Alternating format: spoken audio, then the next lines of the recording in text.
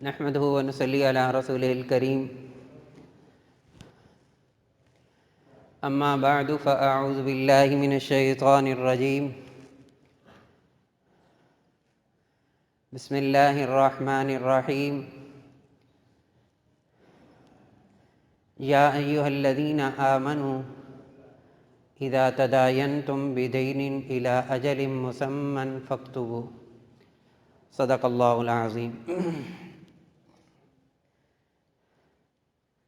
محترم سامعین کرام، السلام علیکم ورحمۃ اللہ وبرکاتہ۔ وعلیکم السلام ورحمۃ اللہ وبرکاتہ۔ گزشتہ جمعے میں یہ عرض کیا تھا کہ اللہ رب العزت نے سود سے منع فرمایا، اور یہ وہ بری چیز ہے جو رسول اللہ صلی اللہ علیہ وسلم کی تشریف آوری سے پہلے بہت سارے لوگ سودی کاروبار کرتے تھے، سود پر قرض دیتے تھے، اور بہت ساروں کا تو ایک قسم کا ذریعہ معاش یہی تھا۔ قرض دیتے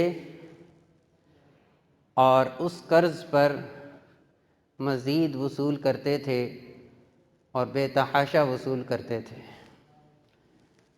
اس پر اللہ رب العزت نے منع فرما دیا، اور یہ احکام، سود کے جو احکامات ہیں، یہ بالکل آخری احکامات میں سے ہیں۔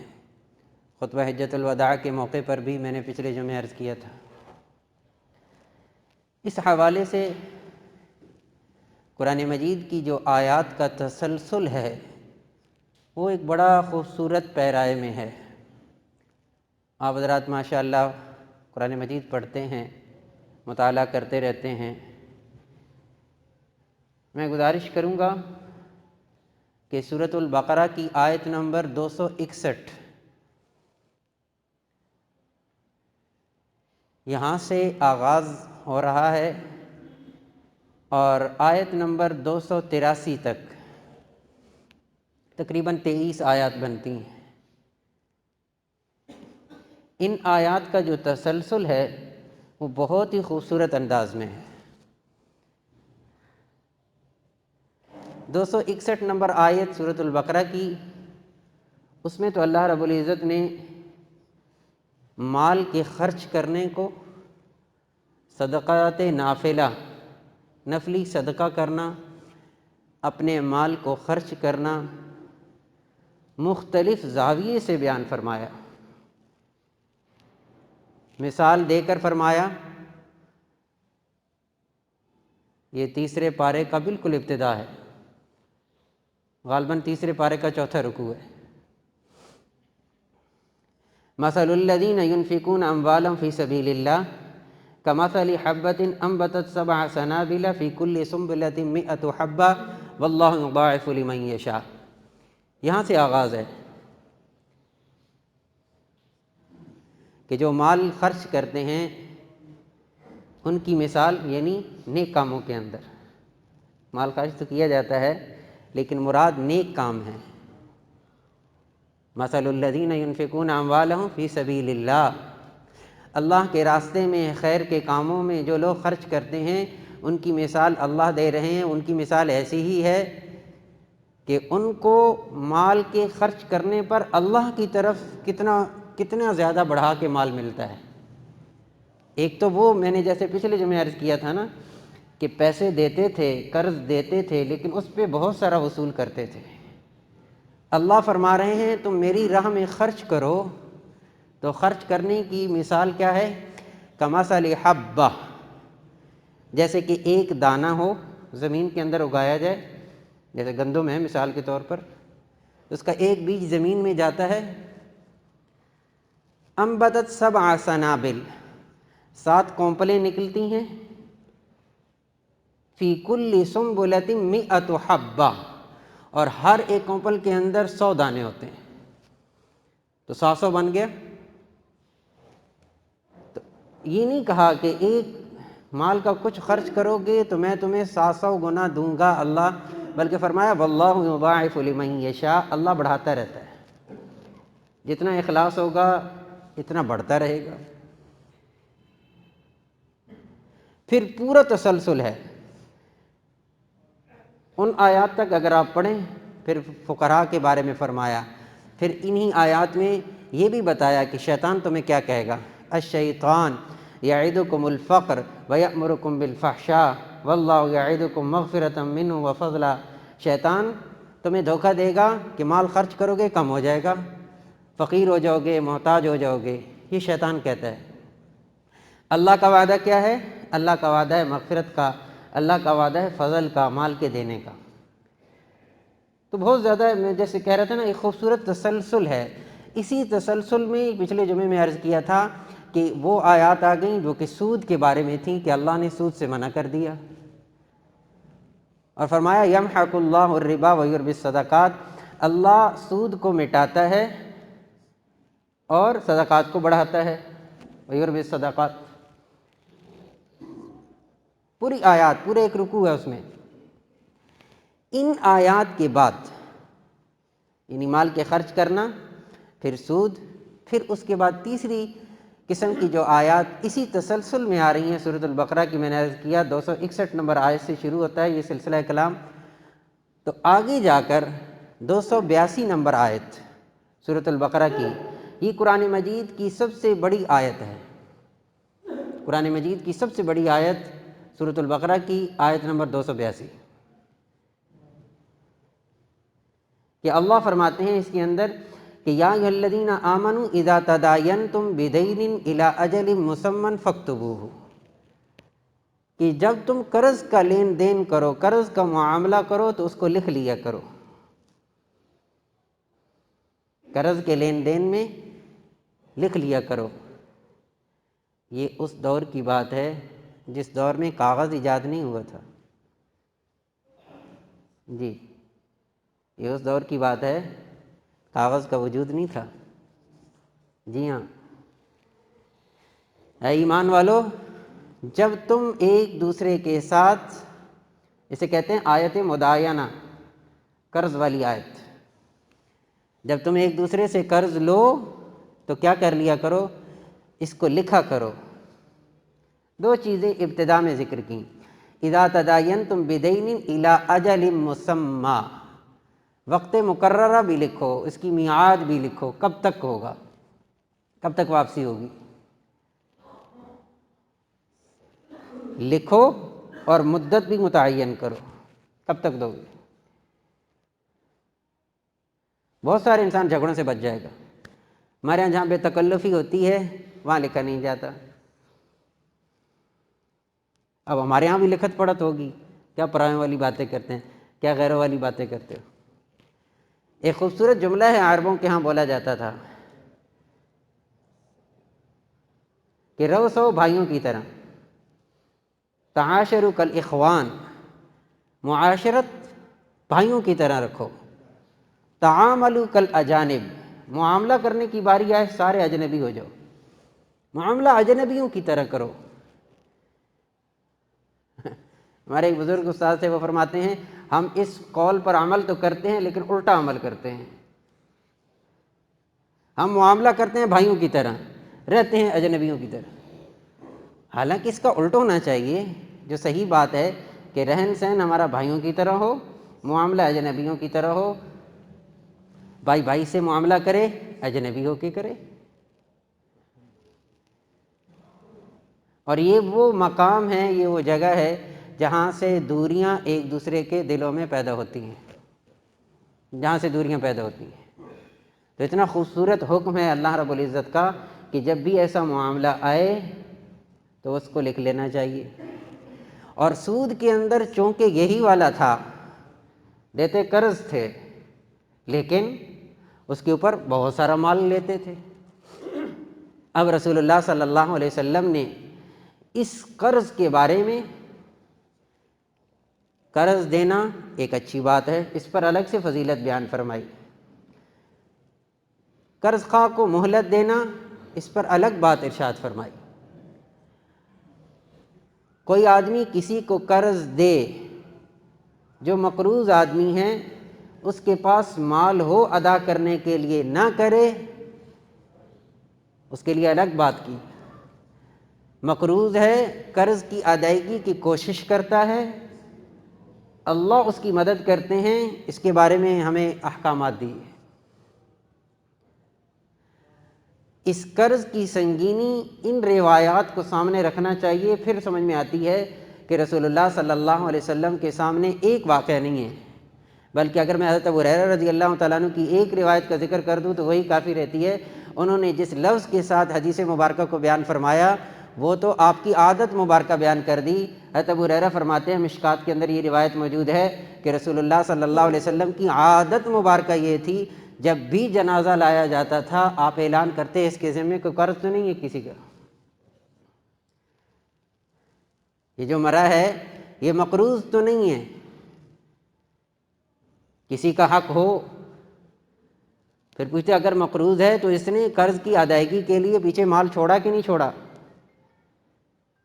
مال نہیں چھوڑا، مرنے والا مقروض ہے۔ رسول اللہ صلی اللہ علیہ وسلم نے نماز جنازہ نہیں پڑھی، نماز جنازہ نہیں پڑھی آپ نے۔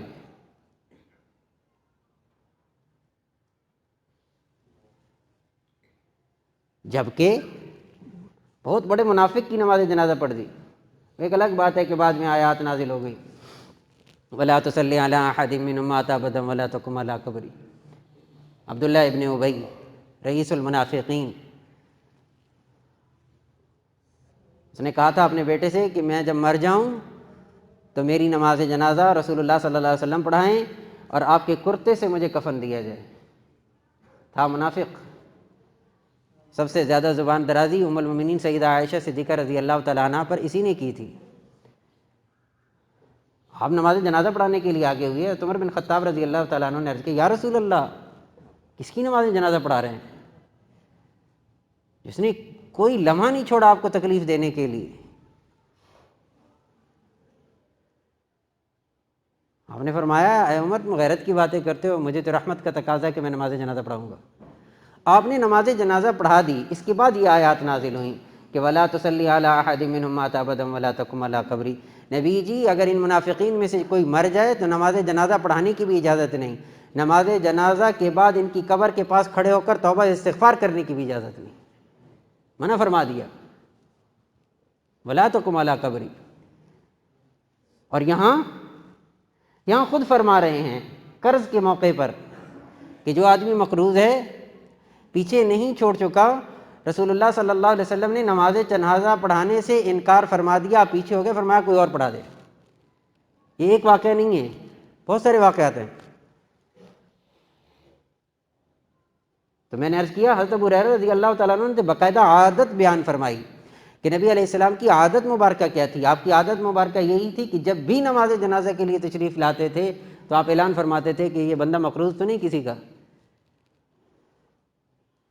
پھر اگر کوئی کہہ دیتا ہے، ایک موقع پر حضرت علی رضی اللہ تعالیٰ عنہ نے کہا یا رسول اللہ اس کی نماز جنازہ آپ پڑھا دیں، اس کے ذمہ جتنا قرض ہے میں ادا کر دوں گا۔ اور کتنی پیاری دعا دی حضرت علی رضی اللہ تعالیٰ عنہ کو، رسول اللہ صلی اللہ علیہ وسلم نے دعا دی، اللہ تجھے جہنم سے اسی طرح آزاد کر دے جس طرح تو نے اس کو قرض سے آزاد کیا ہے۔ اور ایک موقع پر تو خود رسول اللہ صلی اللہ علیہ وسلم نے فرمایا کہ میں تم پر سب سے زیادہ حق رکھتا ہوں، النبی اولیٰ بالمؤمنین من انفسہم، تمہاری جانوں سے بھی زیادہ حق میرا ہے۔ پھر فرمایا تم میں سے کوئی اگر مر جائے اور اس کے ذمہ قرض ہو تو میں ادا کروں گا۔ عمومی اعلان تھا اس وقت کے تمام مسلمانوں کے لیے، اپنی امت کے ان افراد کے لیے رسول اللہ صلی اللہ علیہ وسلم کا عمومی پیغام تھا کہ جو بھی مر جائے اس کے ذمہ قرض ہو اور اس کے پاس قرض کی ادائیگی کے لیے پیچھے مال نہ ہو تو اس کا قرض میں ادا کر دوں گا۔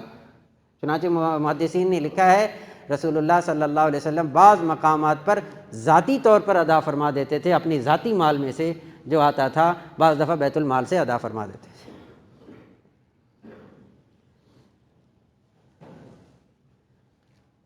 تو یہ اتنا اس طرح کا سنگین مسئلہ ہے اور دوسری طرف دیکھا جائے تو رسول اللہ صلی اللہ علیہ وسلم نے فضیلت بھی بیان فرمائی کسی کو قرض دینے کی، قرض دینے کی فضیلت بھی بیان فرمائی۔ آپ نے فرمایا ایک جنتی جنت میں داخل ہوا تو جنت کے اندر ایک عبارت دیکھی لکھی ہوئی کہ جو صدقہ کرے گا اسے 10 گنا اجر ملے گا، جو کسی کو قرض دے گا اسے 18 گنا اجر ملے گا۔ صدقے کے اندر مال کی واپسی نہیں ہے، قرض کے اندر مال کی واپسی ہے۔ کسی کو صدقہ کریں گے تو اس لیے نہیں کرتے کہ آپ مجھے واپس کر دینا، اور قرض کے اندر کیا ہے کہ قرض جس کو دو گے اتنا تو لو گے، قرض کا مطلب ہی یہی ہے۔ اور وہاں جنت کے اندر کیا عبارت دیکھی، رسول اللہ صلی اللہ علیہ وسلم نے فرمایا کہ جو آدمی صدقہ کرے گا اسے 10 گنا اجر ملے گا، اور جو قرض دے گا اسے 18 گنا ملے گا۔ تو رسول اللہ صلی اللہ علیہ وسلم فرماتے ہیں میں نے جبرائیل سے پوچھا، اے جبرائیل ایسا کیوں ہے؟ جبکہ صدقے کے اندر مال کی واپسی نہیں ہے، قرض کے اندر مال کی واپسی ہے، اس پہ اجر زیادہ کیوں ہے؟ تو حضرت جبرائیل علیہ السلام نے فرمایا کہ جو آدمی مانگتا ہے، سوال کرتا ہے، یا جو بندہ صدقہ کرتا ہے، کسی کو صدقہ دیتا ہے، صدقے کا مال دیتا ہے، تو جو اگلا بندہ ہوتا ہے ہو سکتا ہے اس کے پاس پہلے سے مال ہو سکتا ہے اس کے پاس پہلے سے مال ہو، اور جو قرض مانگتا ہے اس کے پاس پہلے مال نہیں ہوتا، اس لیے قرض مانگ رہا ہوتا ہے۔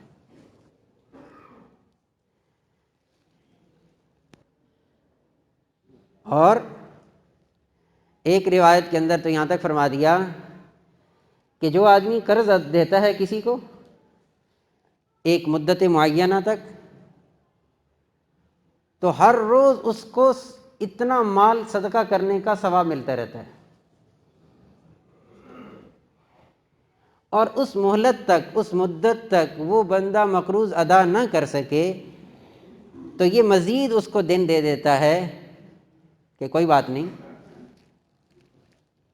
تو جو مزید دن دے گا، جتنے دن دے گا اس کا ڈبل اجر ملتا رہے گا اس کو صدقہ کرنے کا۔ یہ ترغیب دی۔ لیکن رسول اللہ صلی اللہ علیہ وسلم نے فرمایا کہ جو آدمی کسی کو قرض دے تو مقروض آدمی اپنے قرض کی ادائیگی کی کوشش کرتا ہے کہ میں نے ادا کرنا ہے، ادا کرنا ہے، ہر وقت فکر میں رہتا ہے، کوشش میں لگا رہتا ہے کہ میرے ذمہ قرض ہے، میں نے ادا کرنا ہے، ادا کرنا ہے، ادا کرنا ہے۔ اللہ اس کی مدد کرتے ہیں صرف نیت کرنے پر۔ اور اللہ نہ کرے جو ایک خاص چل چکا ہے نہ دینے والی بیماری، مال کے ہوتے ہوئے مقروض آدمی اپنا قرض ادا نہیں کرتا، ٹال مٹول سے کام لیتا ہے، تاریخیں پہ تاریخیں، کبھی کسی کوئی بہانہ لگا کے ٹال دیا، کبھی کوئی بہانہ لگا کے ٹال دیا، تو پھر اللہ کی مدد شامل حال نہیں رہتی، اور موت کا تو پتہ نہیں ہے۔ اس لیے میں نے پہلے عرض کر دیا کہ اتنا سنگین مسئلہ ہے یہ والا، اور خاص طور پر یہ وہ باتیں ہیں جو میں نے قرض سے متعلق چند ایک باتیں عرض کی جو عام طور پر عمومی قرض ہے، چھوٹا موٹا، یہ تو بڑے بڑے قرض لینا بڑے بڑے کاروبار کے لیے ہے، وہ بھی سیم ٹو سیم یہی ہے مسئلہ، لیکن اس کے مسائل ایک الگ نوعیت کے ہیں، زکوٰۃ کے مسائل میں وہ الگ نوعیت کے ہیں، لیکن پوری کوشش کرے انسان اس مصیبت سے بچ جائے، اس قرض سے بچ جائے۔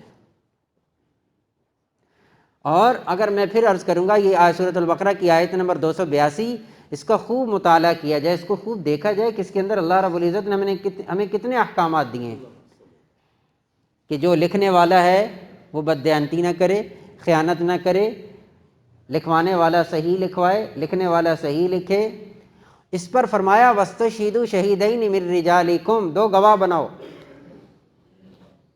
مردوں میں سے 2 گواہ مسلمان بھی ہوں، وَاسْتَشْهِدُوا شَهِيدَيْنِ مِن رِجَالِكُمْ، 2 گواہ مرد نہ ہوں، فَإِن لَّمْ يَكُونَا رَجُلَيْنِ فَرَجُلٌ وَامْرَأَتَانِ، پھر 1 مرد اور 2 عورتیں ہونی چاہیے۔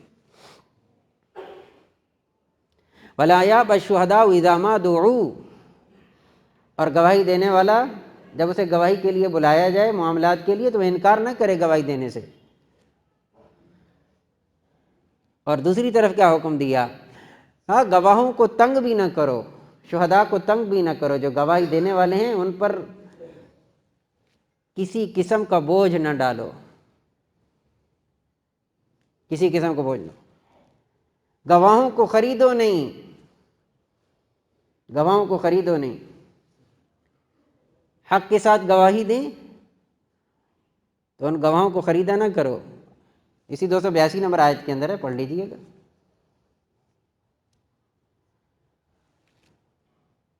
چھوٹا معاملہ ہو، بڑا معاملہ ہو، قرض کا کوئی بھی معاملہ ہو، لکھو، دیانتداری سے لکھو، گواہ مقرر کرو، اور ان گواہوں کے بارے میں یہ ہے کہ وہ بھی انکار نہ کریں گواہی دینے سے جب موقع آ جائے، اور ان گواہوں پر بھی کسی قسم کا ظلم نہ کرو۔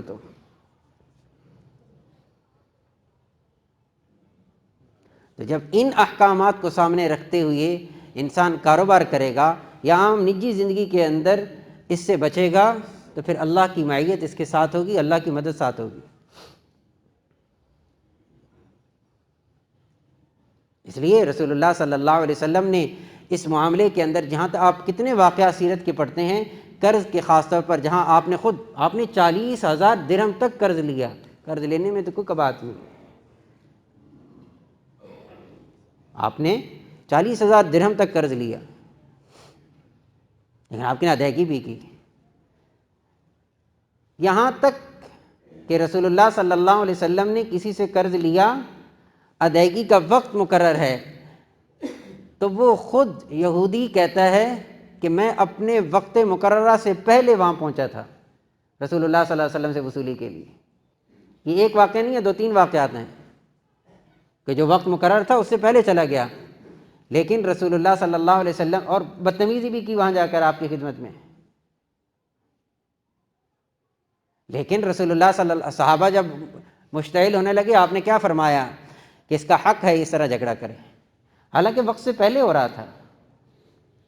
اب تو تاریخوں پہ تاریخیں گزر جاتی ہیں، یہاں تک کہ جو قرض دیتے ہیں وہ یہ سمجھ چکے ہوتے ہیں کہ اب یہ نہیں آئے گا، یہ میرا پیسہ ختم ہو چکا ہے۔ اور نبوی زمانے کے اندر کیا تھا کہ رسول اللہ صلی اللہ علیہ وسلم کی خدمت میں وقت سے پہلے آتے تھے، آپ ان کو بڑھا کر دیتے تھے اس وجہ سے کہ ان کو تکلیف ہوئی ہے، حالانکہ پہلے آئے تھے۔ وہ دور نبوی تھا صلی اللہ علیہ وسلم، وہ دور صحابہ تھا، اور ہم جس دور سے گزر رہے ہیں یہ تو بہت زیادہ میل کھا رہا ہے اس زمانے سے جا کر جو زمانہ جاہلیت کا تھا۔ ہمارے کاروبار سیم وہی ہیں، الا ماشاء اللہ، ہمارے پیسہ کمانے کے ذرائع وہی ہم استعمال کرتے ہیں۔ ہم مال، یاد رکھنا ایک بات، معذرت سے وقت ختم ہو رہا ہے، مال کے کمانے کے اندر مسلمان پابند ہے محمد الرسول اللہ صلی اللہ علیہ وسلم کے احکامات کا۔ مال کے کمانے کے اندر، مال کے خرچ کرنے کے اندر پابند ہے۔ یہ نہیں ہے جہاں سے مرضی کماؤ، جہاں سے مرضی کماؤ، نہیں، مسلمان پابند ہے۔ خرچ کہاں کرنا ہے، مسلمان پابند ہے۔ میرا مال ہے میں جہاں مرضی خرچ کروں، جی نہیں، آپ ہر جگہ نہیں خرچ کر سکتے، آپ کے لیے احکامات ہیں، کہاں خرچ کرنا ہے کہاں نہیں کرنا۔ حدیث میں ہے کہ بندے کے قدم نہیں ہل سکیں گے اپنی جگہ سے اس وقت تک جب تک وہ یہ نہ بتا دے اللہ کو کہ میں نے یہ مال کہاں سے کمایا، کہاں خرچ کیا۔ یہ تھوڑا ہے کہ بس ٹھیک ہے، لوگ خوش ہوتے ہیں کسی کو دھوکہ دے کر مال کما کر کہ میں نے اتنا مار لیا، اتنا مار لیا، کس کو دھوکہ دے رہے ہیں؟ اس لیے اللہ رب العزت ہم سب کو، میں پھر آخر میں بات دوبارہ عرض کر دوں کہ مال کے کمانے میں، مال کے خرچ کرنے میں، سود سے بچنے میں، قرض کے احکامات، یہ تسلسل کے ساتھ سورۃ البقرہ کی آیت نمبر 261 سے لے کر 283 نمبر آیت تک بہت سارے احکامات اللہ نے دیے ہیں۔ پورے قرآن مجید کا مطالعہ کیا جائے بہت بہتر ہے، لیکن کم از کم ان احکامات سے متعلق ضرور ان آیات کا مطالعہ کر لیا جائے۔ اللہ تعالی ہم سب کو عمل کی توفیق نصیب فرمائے۔